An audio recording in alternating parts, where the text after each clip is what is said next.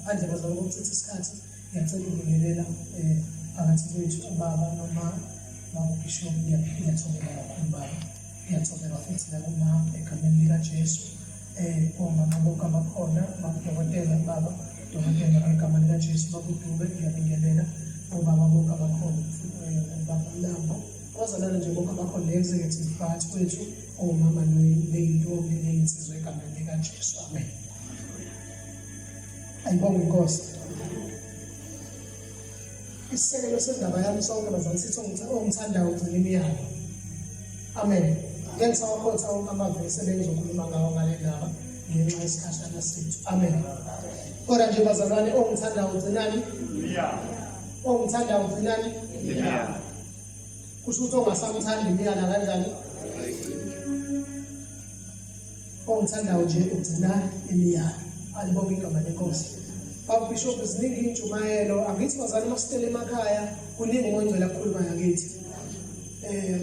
Kodwa bangazi umoyingcwele uthi asifundise ibandla namhlanje likhona phakathi kwethu ngenkonzo esiyenzayo njalo eminikelo nezishumi. Amen. So asifundise ibandla ngenkonzo yeminikelo nezishumi. Siqale la iqale khona sizosifinyelele la sikhona manje. Amen. Ongithandayo ugcina imiyalo. Ngicela siye kuGenesis chapter 14 sizosheshisa nje bazalwane. Ngizophuthuma ngizozama ukuyenza inde yona kodwa ngizozama ukuyenza into efishane ngendlela engiyisa ukwalathi umshayise engiqedile ngoba ku 15 minutes. Amen. Asisheshiseke bazalwane Exodus uGenesis bazalwane Genesis chapter 14 siyabonga kakhulu izolo sidlile bazalwane. Ngithe ngingena nje ngangena sendiwe ezweni lenkosi sidlile kakhulu bazalwane ukuthi impela mawuse sewuphendukile uqinise labafowethu. Amen. Ongithandayo ke ugcina imiyalo. UGenesis 14 bazalwane sizoyifunda ke le ndaba ibe mnandi. Alibonge igama lenkosi. Okay. Ngifuna ukusho lokho bazalwane ukuthi singakayi nje kulezwi egameni likaJesu. Ukuthi ongithanda ugcina imiyalo uNkulunkulu kunezinto azishilo esibona ngazo ukuthi umthanda kangakanani bese kuba lezinto ayishilo ukuthi aziteze zenziwe. Alibonge igama lenkosi. Kodwa khona esikwazi ukubona ngawo lo mzali uyamthanda uNkulunkulu sibona ngokuthi. Alibonge igama lenkosi. Niyazi bazalwane ukuthi intshumayelo ayifani nemfundiso. Intshumayelo akwazi ukubuza umbuzo, akwazi ukuphendula. Isikhathi esiningi futhi awufundi lutho makushunyayelwa. Makushunyayelwa usukwakhiwa. Niyazi bazalwane. Kodwa makufundiswa yilapho inyama isuke ivulelekile ngoba usukulalela imfundiso. Alibonge igama lenkosi. Uthi ke uGenesis chapter 14 uverse number 17 bawuzosifundela asisheshisele ngoba sifuna ukukhuluma indaba yeminikelo nezishumi naloko esihlangene ngabe sizokwenza. Amen. Awusifundeleke ngicela nje ongafunda eBhayibhelini lesizulu sofunda ngosiza siqede bengithanda sifunda amanye ama translations kodwa kulungile bazalwane asifundele esizulwini. Ngicela ngifundeleke angifundele uThabisa ukhona namhlanje nombani nomunye ongafunda. Amen. Ngicela ngizwisisa masiyakala ngazi kodwa ke kulungile bazalwane mangazwakala nje. Mangazwakala ongithandayo ugcina imiyalo. Asifundele bazalwane ngifuna ukubuyisha ukuthi indaba yezishumi ayiqali encwadini yaMalaki. Indaba yezishumi iqala kudala. Ngifuna ukuyisho bazansi umgogodla wonke weBhayibheli uqala ezishumini. Namhlanje bese ufunda ngezishumi ukuthi zihamba kanjani, zenziwa kanjani, neminikelo futhi ukuthi yenziwa kanjani. Now then uma kuzoqala indaba yezishumi kwapho ukuthi uNkulunkulu ayenze ukuze sonke sifunde kuyona. Ayibonga ngalenkosi ngoba uNkulunkulu akakwazi ukwenza into yena angayenzanga. Futhi uNkulunkulu akwazi ukwenza into engamhlula yena athi wena yenze. Ngicela sibambe yona ukuthi ayikho into uNkulunkulu angathi yenze ikuhlule kanti yena naye futhi bizokuhlula. uNkulunkulu bekwenza into ukwenzisa ngoba naye ngeke imhlule. Nawe uma usikwamukelewe yena wazi ukuthi ngeke injani ngeke ikuhlule. Awufundeke uverse number 17 sifunde isihloko sakhona baba bese siyathandaza. uAbraham noMelchizedeki. La sikhuluma ngoAbraham noma sikhuluma ngobaba okholwa uAbraham. Ngezwe bazalwane noMelchizedeki. uMelchizedeki simthola lana ngiyabonga Nkosi. uMelchizedeki simthola la kuGenesis.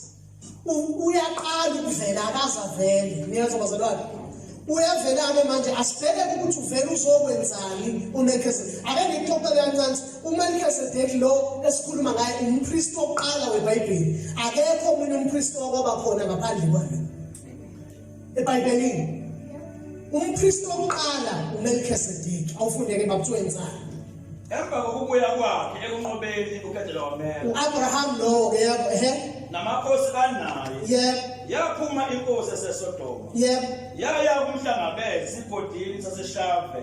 Esiyisigodi senkosi. Uverse 18 uthini?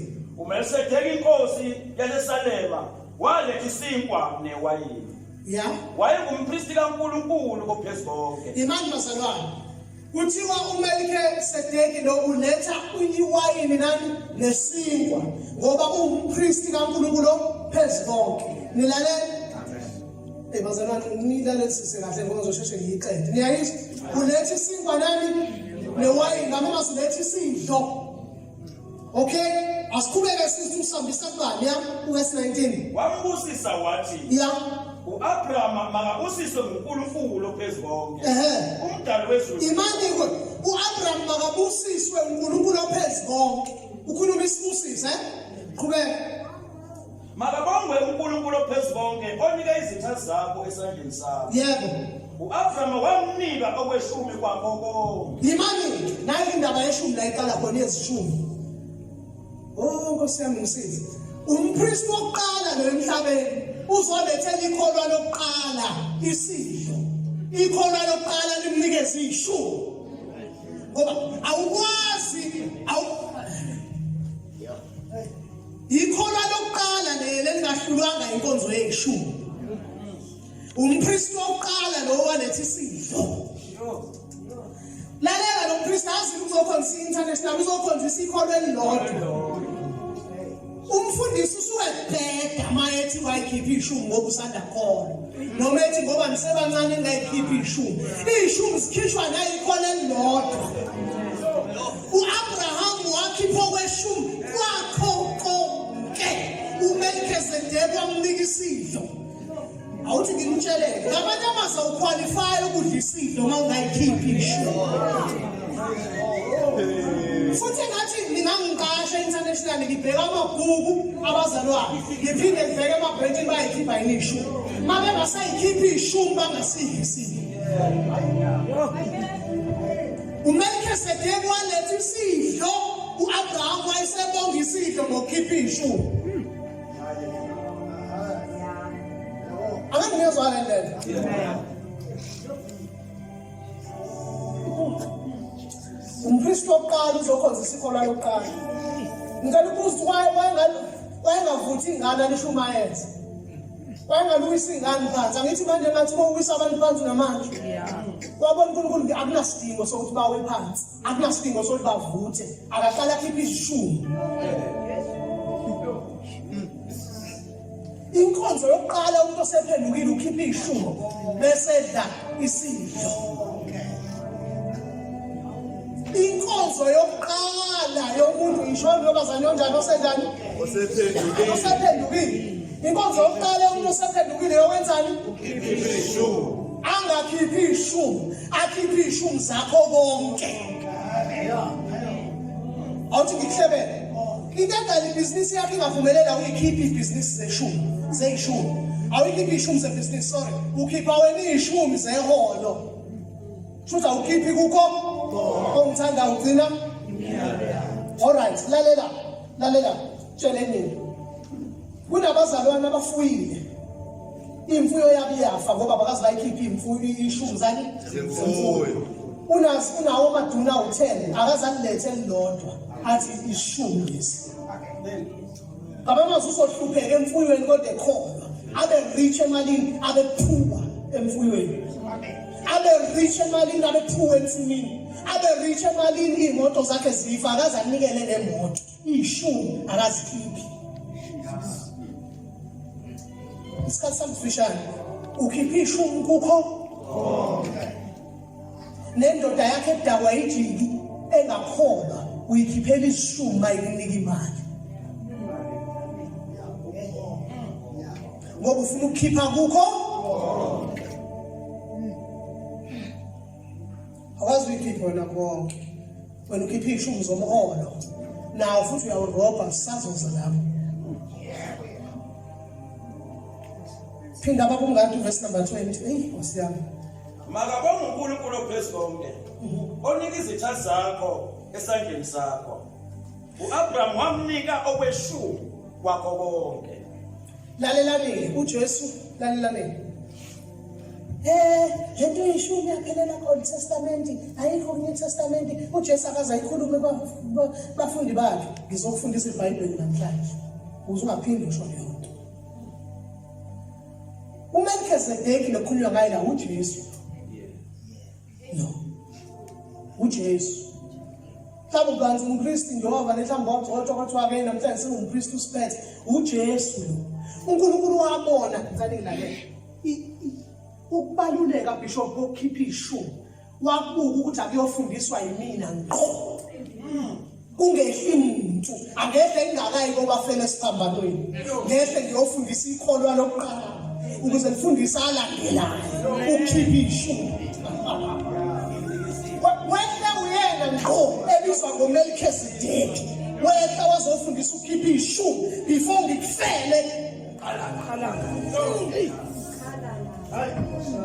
akakafi nale khona ngokoni Hebrews chapter 7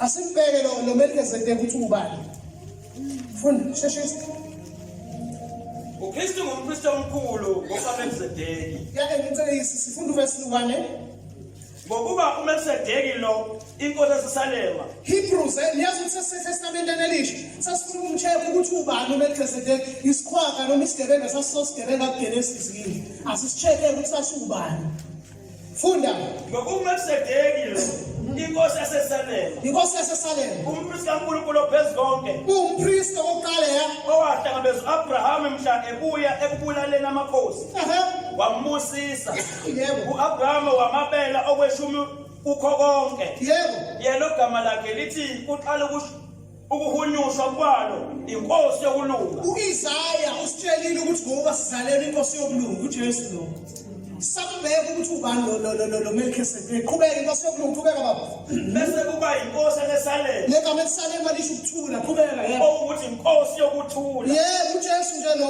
qhubeka engenayise wakwaba khona umuntu emhlabeni ongenayo uyise qhubeka kanjani futhi engenayo noma imani nyamusa umpristi uthi anayisa anama ayimlingo ke nyamusa ana uyisa ana uma qhubeka engenani futhi engenalo uzalo analo uzalo ngoba lubungithethe ungari yabo wazale eziningane ziba fowabo Jesu akanalo uzalo anayisa anama wakwaba khona umuntu onjalo yini na engenazo insuku qhubeka engenakuqala kwezinsuku nokuphela kokuphila ngingu-alpha no-omega wokuqala nokuphela ngizofundisa ukukhipha ishumi uMelkizedeki lo kwakuwumpristi owayengenababa engenama engenamndeni amen khona into engilimaza manje mhlawumbe ngizokhuluma manje bazalwane uMelkizedeki kwakuuJesu uqobo lakhe kwi-Old Testament engaboyi kongena abafana babeshe emlilweni yakakhumbula so wabonakala omunye ofana nendodana yo hayi shiya lapho kude kakhulu sikhuluma kuGenesis la qala khona iBhayibheli emva kokubi babantu umkhulunkulu kwehla uNkulunkulu ngoba uNkulunkulu uye phela uJesu esenyameni wehla uNkulunkulu wazofundisa ikholwa lokuqala yini baleka ngani indaba eyishumi ingoba ihamba nesibusiso esikhulu esifihlekile ungakwenzi wabona uNkulunkulu ukuthi asikakhulumi lutho nalekholwa lekholwa into ebaleke yaphezulu liwe phansi livuke linjalo alikhiphi ishumi okungcono mase ngikhiphile ishumi bese ngilinika mina iwayini nani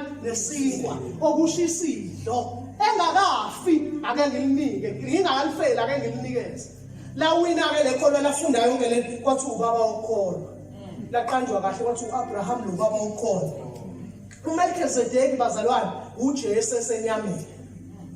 Ngiyangivumela ke manje akithi. Awuthi ngikuphindele mhlawumbe umzwana awuqualify ukudla isidlo uma ishuka ngayikho. Noma ngabe ukwenza uzidlela ukufa. Ngifuna ke ngifundise ngesidlo ngelinye la ukuthi ngempela mangathi udla isidlo uphuza uzidlela icala ngoba uhlukanisile umzimba wenkosi. Amen. Kusho iBhayibheli akithi?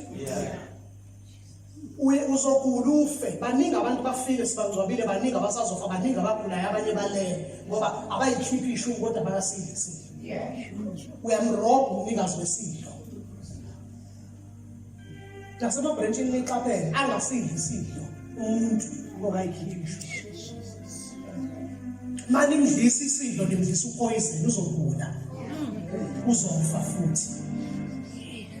Phela ukuhlanisa umzimba wenkosi akona ukusindiswa kuphela. Ukuhlanisa umzimba wenkosi ukuthi usihlukanisele yini. Ongithanda ugcina imiyalo egcinele imiyalo lo muntu oshona. Awukwazi ukuthatha into njengamanje ngathi awukwazi ukuyothatha ifa la kaNgcobo ungayinowa kaNgcobo.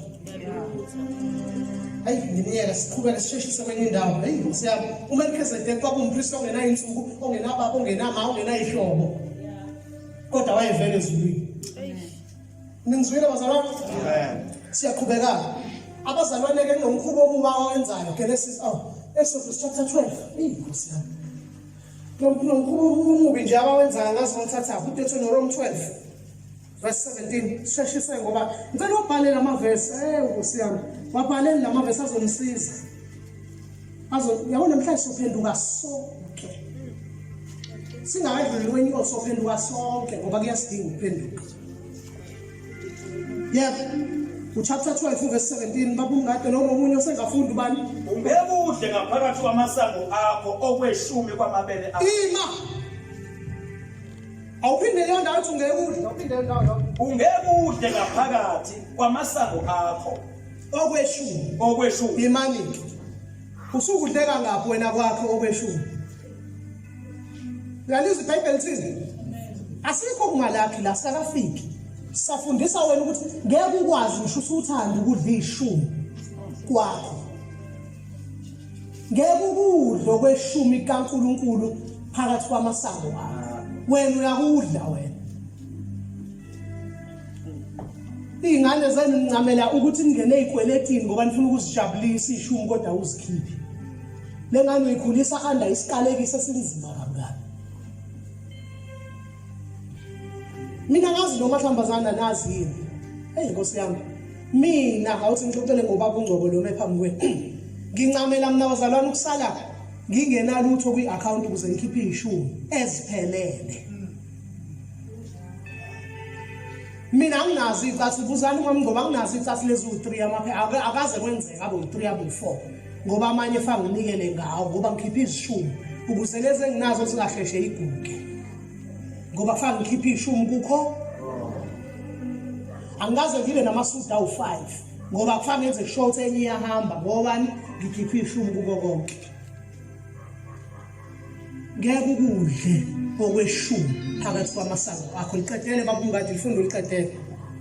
Ungekuhle ngaphakathi kwamasango akho kweshumi kwamabele akho noma kwewayini lakho noma kwamafutha akho babi into eziningi ngesofala nesivuno la qhubeka noma kwamazibulo ezinkomo zakho. Kade ngimtshela uzocela umthandazo unesibindi sozocela umthandazo babishop ngicela ungikhulekele ngiqale ifarm ziyafa imfuyo wawayikhipha yini isishumi semfuyo yakho. Nithi afusilethela ama1000 aswadingi sidinga ishumi zakho wonke. Ngicela manje message yami mama uzophuthumuzela mama umlazi ngicela nje laba omama abasihlele eduze bonke ngicela nawe mama ungade usuku sheshisa ikhonto engifuna ukunivezela yona sesiyathandaza ke manje sheshisa bomama imanje la Nkosi yami ngifuna ukuyilungisa kahle ibhale futhi ngizokutshengisa wona avizokusiza kusasa ngizoba ibande prosperishayo ngizoba ibande liyaphambili nibe ibanda excela into ezikankulu ngizoba ibanda ingane yakho izohamba iye university ngenamali ifunde ubambe imfihlo yeshumi. Okay. Sengifuna ke manje ukunifundisa ke manje ngeyishumi ke sesiyazikhipha ke manje ngithi sesikhulumile ngazo ngithi siyayikhipha. Nangu une tax shop. Nangu uyasebenza uqashiwe kodwa uhola ngecommission. nawe uyasebenza uqashiwe uhola yena ngebasic hayi sengifuna ukufundisa into esiyathatha yona ebengijahile asibukele ebhukwini ke lase-international kungenzeka kuhlelwe ngendlela ehlelwa ngayo kodwa ke ihlelwa kanjena-ke buka-ke manje sengihlelela wena okhipha izishumi naku uMaMngcobo une-tuck shop lo uhola ngekhomishini ma ngabe uthi uphofu udaka noma wenzani niyabazana ahola ngekhomishini ngizochaza ukuthi yini lo njobe hola ngokuthi isitolo sakhe kungena abantu abangaphi namhlanje noma udayisa ingubo noma udayisa amambishophi mhlawumbe udayisa mhlawumbe unetafula niyayizwa leyo nto bazalwane nisangithola ngithi unetafula lalela lo ishumi zakhe azizukuhleze zu-1000 ngoba yena udepende ekutheni isitolo sihamba kanjani ngilalela ishumi zakhe-ke lo kungenzeka zithi 500 rand zithi 1000 zithi kudepende ekutheni isitolo bangapha abantu abangenile bathenga angithi niyangizwa-ke manje kusho ukuthi uMaMngcobo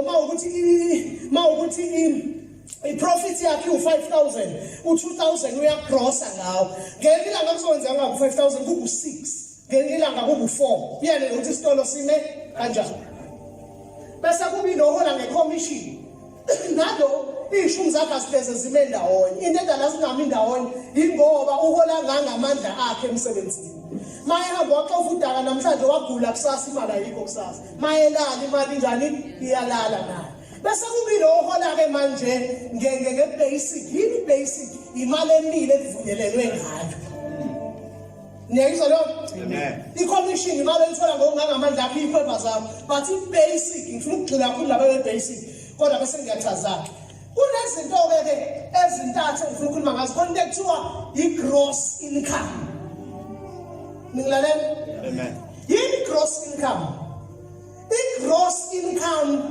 imali oyitholayo before ama-deductions ngilalela ukuthi abazalwane imali oyithola kungakathathi lutho i-gross ibizwa kanjani kube nemali ekuthiwa i-net income i-net sengidlulile njalo kuyey'tolo nasema-tuck shop sengikhuluma ngeholo manje okay bese kuba nemali ekuthiwa i-net imali oyithola after ama-deductions na ukumbuza ukuthi uzikhipha phi ishu lalelani simerobile uNkulunkulu lapho kakhulu endingesibusiseke abantu abaningi ishumi bazikhipha kwi-net kanti befa bazikhiphe kwi-gross ngoba ma uzikhipha kwi-net wena ogijime wayojoyina ocebo lethu wajoyina o-Metropolitan akuyena ubishop okuthumile asikaze sikuthume ususirobile ukhipha ishumi za-7,000 kanti wena uhola u-10,000 uzosithomela ngokuthi kusuke sekubamba izinto uyisigebengu somzalwane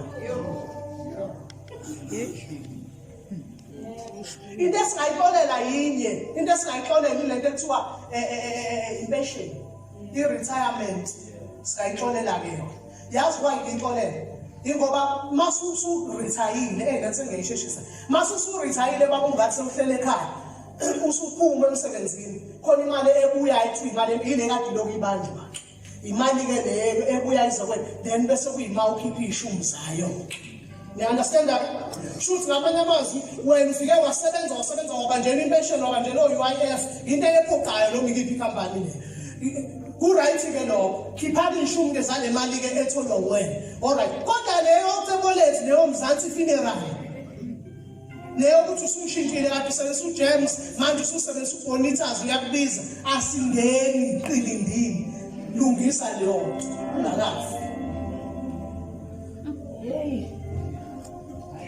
nikhona bazalwane amen ishumi zikhishwa kwi-gross asisho sonke sikhishwa kwi-gross asikhishwa kwiphi kwi-net bese kuba nemali ekuthiwa i-gratuity oyithola uma usuphuma emsebenzini i-tip leyo ukuthi usuqedile ukusebenza kuthiwa nayo imali 2,130 kothisha ibizwa kanjalo 2,130 imali oyitholayo esambe u-3 million nombani noma 2 million kuyangenyanga usesebenzini bese ukhipha iy'shumi za-2 million-ke kushuthi imali kade loke ibanjwa cela uhlale phansi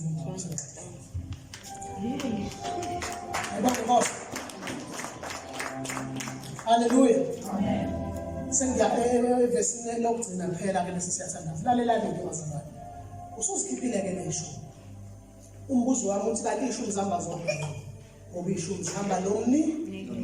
Malaki chapter 3. Baba ungade wena ungavulwe navula nje uDeuteronomy chapter 28. Akube umunye ozovula umalaki.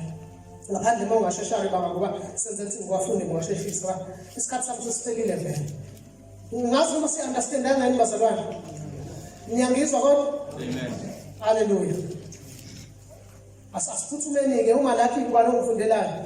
Ilo sujwayele nje bazalwane ngelisani konke kanjani kodwa ufuna ukuchazela wena ngoba awukho into ongayinako wena kule ndaba. Yebo-ke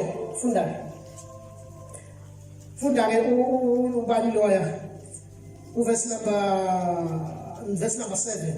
Fundele baba. Malachi chapter 3 Yes. from verse number 7. Verse number 7. Manje ngamanye amavesi wengathi nje ngesikhathi yebo baba. Kusukela emihleni yawoyihlo nichazukile ezimisweni zami. Lalelani kusukela emhleni yawo imiphi le imihla kaAbraham noMelchizedeki kade abantu bacezuka. Futhi ngicela ulale nakhulunywa nebandla, khulunywa nomhlaba wonke. Ngicela ukuza ngithi indlela sikho kasonke. Ayiyaphoqa ngithi phoyishumi wayo ufuna ukuthi sikhishwe lokholwayo. Ingane yakhe ehlala ePretoria ekubo Lady Gaga engasindisiwe ikhiphela ishumi bayilima. Eyibazakhuluma kweJesu. Ngale nto ikhuluma uyayizwa ukuthi khona mhlawumbe abangayivuni kodwa iBhayibheli iyayivuna. Ingane yakhe ekondlayo ngingasa njengomama mambishop unoze kondla unoze hlala eFree State esho kahle ukuthi ukukholwa mina ngiyokholwa mase kusho la mina akuboshlo esho kanjalo khipha ishumi ku10,000 akunika wona. Uyazi unikelana ukhiphela ukuthi umfundisi athi maye uNkulunkulu sorry angathi umfundisi uNkulunkulu eyireceiver le mali isibusiso sehlele nakunozi eseFree State engakholwa ngoba amabhuna angakholwa ayayikhipha ishumi. Yabo njengoba ecebeka ngamabhuna amaplus akhipha ishumi. Khona umfundisi ngimention ngegama ngoba ngilana. Khona umfundisi odli ishumi zabantu bamaplus abakholwa abakaze bakholwa bamnikelele noba bethu MS Mpungose benikelele abantu bamaplus abangakholwa abahedeni ababhema insana ababhema igazi bebelethe imali eyishumi umbone emkhulu enjalo uyishumi ebezilethwa abantu lalela beprogressa ngoba bafuna umyalo kaNkulunkulu nina liyibandla lokugcina ugcinwa amabhuna abantu abangakholwa ababulala abantu abathatha uyizwe ngobandlululo bawugcine umthetho kaNkulunkulu nina ninjani anogcina uthi uNkulunkulu kusuka emehleni yoyise nangiphanga ayisheshisa ke baba ayisheshisa ngicela yeah Kusukela emihleni yawoyihlo nichazukile ezimisweni zami anizigcinanga. nokho nithi siyakubuyela kanjani verse 8 ya nangumbuzo Umuntu angaphanga uNkulunkulu na? Nokho niyangiphanga. Bese nithi siyakuphanga kanjani na? imali baba awuthi kuchazela ukuphanga ngoba mhlawumbe awukwazi khona into ekuthiwa ugebengu nento ekuthiwa ubusela ubani ophanga ngaphansi kwalo kwento obili isikidelo isela liphanga ngicazile into eziningi isela umuntu okay ngicazile isigebengu ngomsolo enqondile isigebengu senza nje isigebengu makuthiwa siyaphanga sikhipha isibaba sikhombe kanje sikuphuca into ekweyeyakho siyenze eyayo ininake igebengu thina abazalwane siyaphanga uNkulunkulu ngamazi uthethi lethe 10% wami bese umkhomba ngesibhamu uthi angikunika owami phanga-ke lo bathi usela uthatha into ngesinyenyelo ingabonwako yabona umuntu labantu abafika ebusuku bathathe lawo bantu abantshontshe bayamasela bafike bathi abakuphanganga umuntu ngathi uphandiwe uyashaywa alinyazwe ungathini uma ungabona uNkulunkulu esibonakalisweni elimele athi ngishawa uwe awunginiki u10% uyamphanga ungathini yebo ngenisani aqhubeka leyo verse yakhe ngokweshumi neminikelo uyazi ukuthi ayihambi yonke ihamba neminikelo ngenisa ichazi labo umnikelo kaBishop sikhathi sesambili kodwa uMpostoli Paul uyichazile wathi akubi lo nalo wayiqoqela umnikelo isonto liqala ukuze ingathi mangifika kuyimani hlanganisa umnikelo mhlawumbe babuka ngisethwa abanikelo bagijima ezimotini beyofuna u10 akuyona umnikelo lo ungasathi uyeka umnikelo uyaqongelelwa ishumi ziyabekwa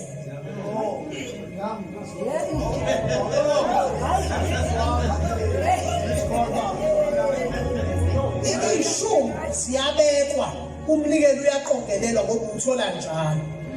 Ishumi uphiwe umzobo 800 rand. Content influencer kuba bishop nengikuthi 300 rand faka upetrol. Cha bandla likhiphi ishumi ngoba imali yani ya petrol. Kodwa kuba bishop nethi ngiyakupha nje nang 500 rand u50 rand akuwono wami. Kungawono wami kufa kube nemali engaphezulu yomnikelo. Yey. Ayikazi ishumi ziphume zodwa zidry mayiphuma zodwa zifana nokudla ungehlisi.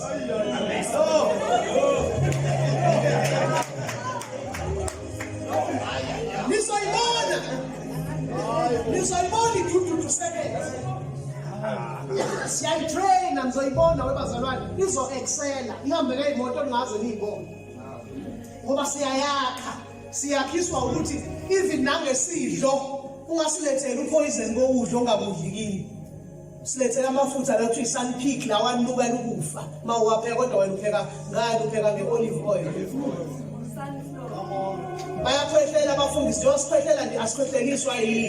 Sikhwehleliswa inkinga yokuvela letha.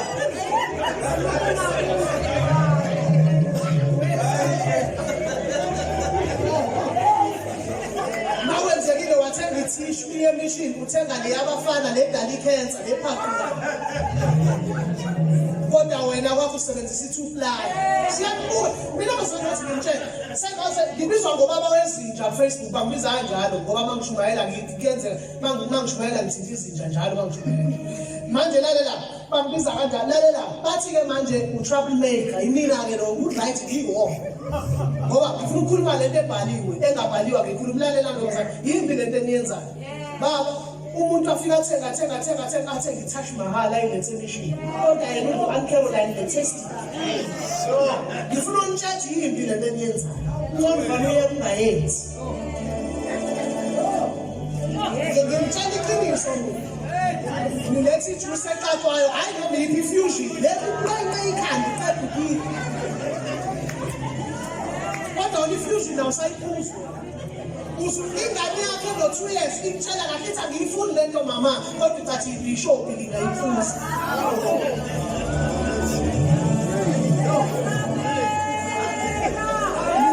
Nifuna angazi noma nisipushele emagodini nifuna ukusala niphethe yini.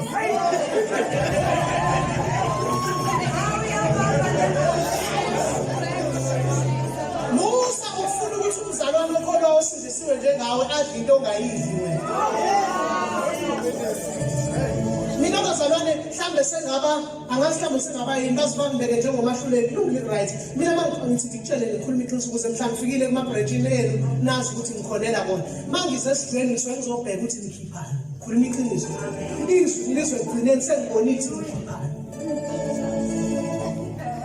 Umuntu usilethela amafutha uletha lamafutha lawa yini no golden glow yini golden ray lokwa boxer i-products leyakaboxer le athi babuntuli mayiphekwa aphuma yoncika ngodonga ekhaya engafuni lokuyizwa ngoba iyamthinanisa lawe ethiwa aqala avuthwe qha letha wona kodwa wena kwakho awudli yona.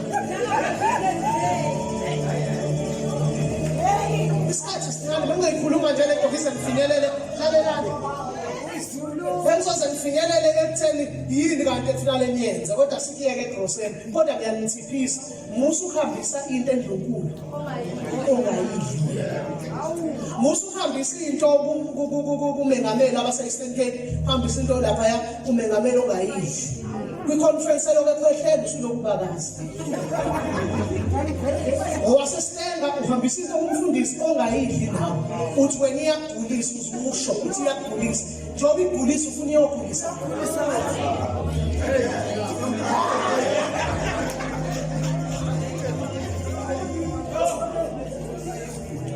Ngiyabheka mina bazali futhi kwaba kuhle ngingabe umholi mina. Angifune khona branch angifune lutho ngoba ngeke uperforme la mina ngeke phansi singaxabana ekuseni ngoba angifuni umzalo ongahlelekile mina. Noma ufuna uyongithengela into engathengelwa kushingane yakho. cela ukunikeza ifoni bakho uyongithenga ifoni ya 500 rand angisho ukuthi kodwa njengoba uyothenga lento wena kungakanani onakho intendala ngingabusiseke abazali basenteneshe nikodla kakhulu nikhiphe kancane kanti kufanele nikhipha kakhulu ngodlo kancane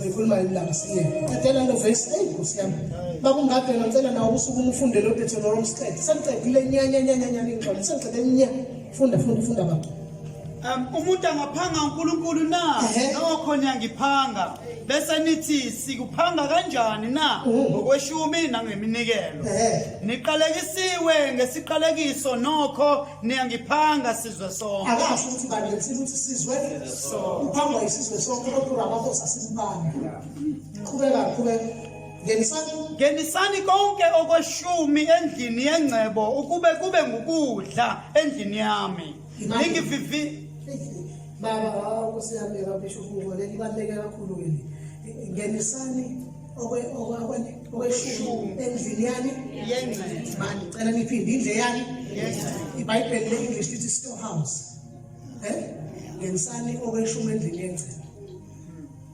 umbuzo wami ukuthi indle yengcebo yipi yase-international awuthi ngichaze ngoba mhlawumbe ubuze nawe malithi ngenisani ile ndawo esavumelana ngayo ukuthi kuya khona iyona storehouse noma savumelana phansi kwesihlahla sona storehouse musu ukuthi yini okuye lapha kaBishop yini ngaye esontweni ubhaliwe ukuthi esontweni akuye kuphi endlini yengcebo uma ukuthi indlu yengcebo ke ikaBishop asise khona uma uthi indlu yengcebo international ibank lase-Absa asise khona musu ukuthi itofu zikuphi ebank azikho vele itofu ebank akuphekwe ukuze kube ukudla awudli uma ufike khona indlu yengcebo ke ngiyekeni phansi okay lalela libese lithi ukuze ngibonze awufundele nofasteka usho leyamawindi uqhubeka ukube kube ngikudla endlini yami ningivivinye ngalokho usho uJehova Sabaothi uma ngingayi kunivulela amafasitela asezulwini nginithukulele isibusiso kunokwanele usuqedile lesasofunda lokugcina sesathi baba Bishop ngicela namhlanje baba wami uma kungenzeka ngiyasicelela sengikhuluma nenhliziyo ebuhlungu-ke njengomntanakho baba ngicela baba ungaphinde mawuthi wake mhlawumbe ubaba wakwenza ukuthi athandazele umzalwane mhlawumbe usiseke asike sinisusisingelalesi menze lento kusisekile nginitshele ngesibusiso 1 minute isibusiso sihlukene kabili asike sinye ungadlala abantu lento egcwele lapha ko-YouTube kuthiwa i-nonsense leyo kuthiwa kushunyelwa iy'busiso ayikho yona ngithi ngikutshela isibusiso sihlukene kabili khona isibusiso esivela kuNkulunkulu nesibusiso esivela kumuntu zuthi kuphela esivela kuNkulunkulu asimdingi umuntu ukuze siye kumuntu esivela kumuntu sisuka kumuntu siye kumuntu okay kanjani na niyazi ukuthi kuthiwa ngenisani konke nibone ukuthi ngeke ngithulele ngeke ngivulele amafasitela ezulu ngithulele isibusiso niyazi asidluli kumfundisi ithi ngimfundise enye into eyi-secret enye into umulethe ishumi usukulindela ukuthi uBishop athi God bless you akukho esivini angiphindele musukulindela ukuthi athi ubaba inkosi ibusise uzuhlubuka ukuthi akashongo aningikutshele le international job iningi kangaboni kufanele nemnonke ethi God bless you uzomfika ngibhizi ngisixabanele noma mgcobo sibanga ukuthi ingasho ukuthi God bless you bese uthi ubaba kangithandi angibusisekanga wena ogrebha leyo nto in the spirit ukuthi awubusisekanga le isibusiso seyishumi sivela kuNkulunkulu ngoba ekaNkulunkulu idimandwa uNkulunkulu ayidimandwa umuntu ifunwa uNkulunkulu ayifunwanga umuntu therefore noma umuntu angafa iyaqhubeka le ayihamba direct ivela kuNkulunkulu fani ishumu se-Cape Town uBishop noma ngangafoni ngisho ufoni phinde kufone wena ukuthi baba singenile athi singenile ngibhizi amen vala ucingo phelile uNkulunkulu ubonile isibusiso seyishumi akusona somuntu ngasengadabula bandlela ngithi uba ukhona uma into ezathi awukhona wasikhulekela ngajabule lokwekhuleka ithi for protection it's fine kodwa asikho isibusiso seyishumi esivela kwenye indoda ithi inkosi ikubusise no umnike indoda engathi inkosi ikubusise kodwa eyishumini wenza uNkulunkulu awenzi umuntu ngiyanicela base-international musani ukulimala ngakubafonelwanga kwabonke ishumi musani ukuwaste isikhathi fana sesidlweni suku ubabhishobhu ashumayela aqale phansi azobonga ishumi nemnikele nikhipha uNkulunkulu ubonile uzokuvuza usekusithekele musu ufuna ukuthi manje ngokhipha lento esisanga singazi ngoba uNkulunkulu osekusithekele uzokuvuza alisho ukuthi letha kumfundisa kuvuza bese kuba khona isibusiso esivela kumuntu hamba ungabeli izinyane ulethe nesilovelo ngidli ukuze ngibusise ngingakafa sivela kumuntu ke leso leso sivela kumuntu esokuthi ubaba ngithi mangimsula inyawo athi ngiyabonga mfana wami ngiyakubusisa ebile ngesikababa kodwa eseyishumi musani usifuna kubaba bese ishumi sibona uNkulunkulu ake ngibuze lento yokugcina bese siyathandaza uma ngathi ubabhishobhu namhlanje avale ukukhuluma shuni ngesiphinde sinethi ishumi ngoba ngeke asasho ukuthi kuthini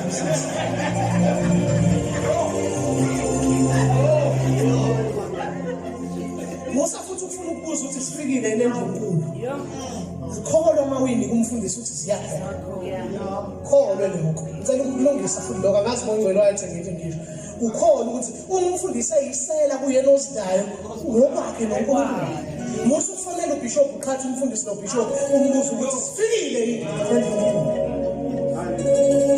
ngoba kusokwenzeka ubaba vanathi hayi ungadi akakayifikisi kanti ungadi uqale emsebenzini ubaba kazi sokaqhathe wabaqela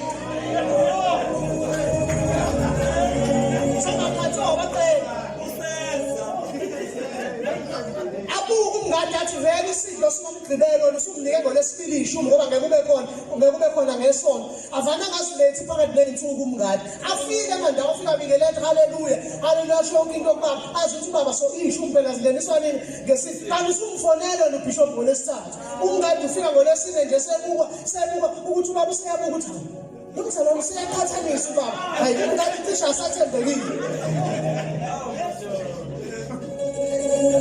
Angazi ngisho cishe niyayenza nje bakuthiwa ngisho ningalinge nifuna ukuphenya ukuthi mina ngaze ngomntu ophenya umlilo usushile altar hamba uphenya ufuna ukubuza ukuthi kungakanani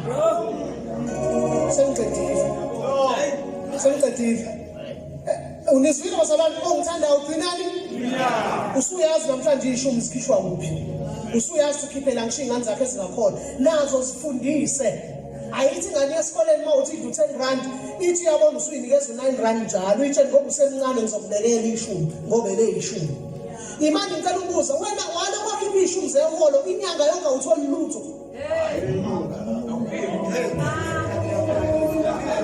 Mfundisi uDube saloko akhipha nje zemali eholayo awuphiwa manje awazi nongobo nje njengoba Nkosi yami ephanaka ngakabeni akakaza kuphela utho la Mamdo iqiniso lithi ke uma ngikupha something kodwa okweshumi ngoba kuthe ishumi ziyabekwa kodwa umnikeli iyaqongelelwa Angikhulume nje iqiniso mina ngijabula unginikelela ngeshumi before wahlanganisa mhlamba abu10 unginikele ngoba umnikeli uyaqongelela inyanga yonke uzongipha ishumi ukuthi ngiyanikela sipecular thina siphezulu kabi ukuthi ungadlala ngathi inyanga yonke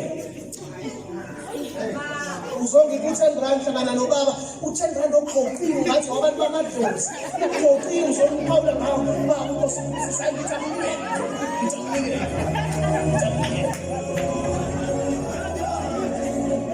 Hallelujah!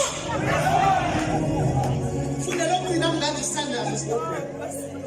Funda sheshise. Ukuthi umandelela nokulalela. Izwi likaJob uNkulunkulu wakhe. Ngithanda ukukhuluma kuya kuthi uma nililalela noku kukhona ukulilalela kodwa ungabi loku. Ungalalela namanje lo ngikhulumile baningi abayintathainekile bagxuma bahleka kodwa ngeke bayenze mina. Kuya kuthi ulilalela noku lilalela. Kusho ukuthi usulalelile la uphinde ufike ekhaya uliphinde ulilalelisise. Qhubeka ke manje. Uqaphela ukuyenza yonke imiyalo yakhe engikuyala ngayo namuhla. Ngiyakuyala namhlanje ngicela uqaphele ukuyenza le miyalo. Ngaba uphelelwa ukudla inyanga ingakapheli. Ngaba ubonelwa ukudla khona imizi le waziwa namhlanje makuphekiwe kusasa fakuchithwe ekseni ngoba sekubonile. Iqiniso lithi awukhiphe kwanele. Nangu kumbuzo ke ngamnqoko.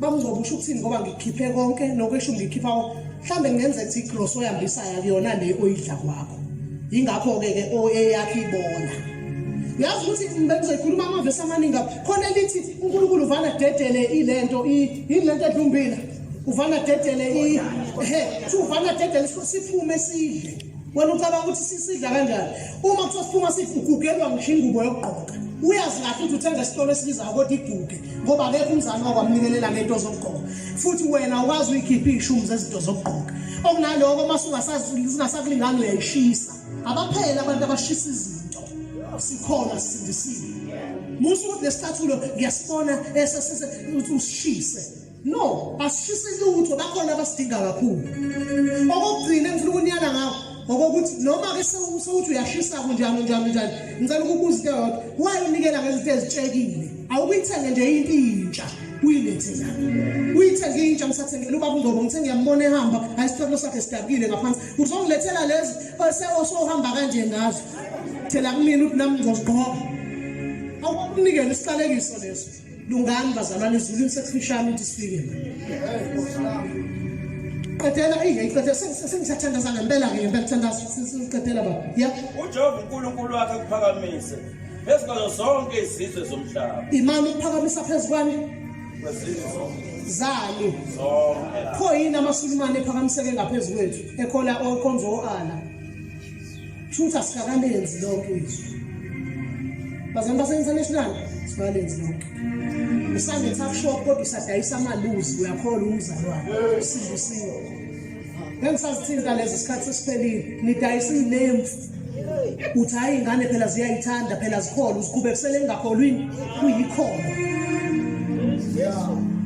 into beke wezwa nje ukuthi kwenziwa ngayo ama-drugs yeke ungabusayidayisi funa amanye ama-products ongawadayisi musana ukuganga abazalwane ezulwini kuseduze kuthiwa ngizoniyala ngimtshele ukuthi musana ukhiphe ishumi ingcosana khiphani kuko konke khiphani ishumi kwi-cross thembeka nawe wetafshop thembeka musuqamba ukuthi uNdlobo wathi sibuye zehle uzehlise ngamabomu thembeka kuze kube sekufeni nawe hola ngeCommission thembeka suke sine ngenyawo uthembela kuze kube sekufeni ukuthi uJehova aphakamise kuzo zonke izizwe zomhlaba okwamanje amaSulumane aphakamise ukudlula thina ngoba asithembekile kuko konke uNkulunkulu awaqamba amanga webazalwane futhi akawandla amandla omuntu uNkulunkulu bethi into izokwenzeka into edala into sakho singaphumeleli ingoba awuthembekile khona konke uqala ibhizinisi uyayiyeka ngonyaka ozawusufuna enye ngoba ukwazi uyinikelele le bhizinisi thatha ishumi sento yonke oyitholayo uzise endlini yengcebo uNkulunkulu akuvulela amafastela kubusisi